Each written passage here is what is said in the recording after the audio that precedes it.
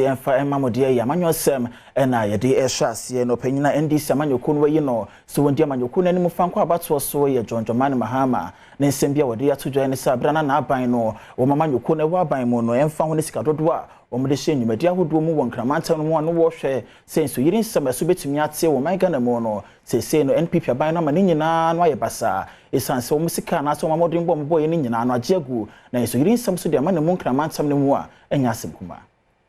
Flag bearer Emma NDC amanyoko no John Dramani Mahama ne ntoabo a wobo wokopie mu ewa Blekuma North wode to omanfo ewo ho nenim se omanfo eto aba no de ma NDC amanyoko no na se womo eba womo ebehwe se ensu a eto a na efa omanfo ese omanfo ejapade no ebeya de ebetwem kra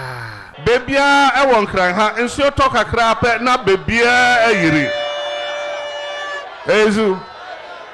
enti sa Ministry of Sanitation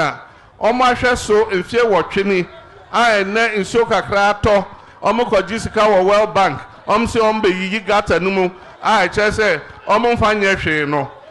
NDC ba sa Sanitation Ministry no yebegu no ni asan dia call local government osan editu dwa se na ban na eba wo mo behwe se asoye aye local government ene behwe eye sanitation enwonsem Yebesa the Sanitation Ministry no accord to local government.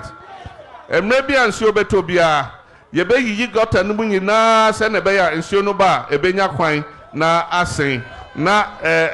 ensio a eta yiri ewo mo junction ho no na echese yetimi asiesie na ye kama.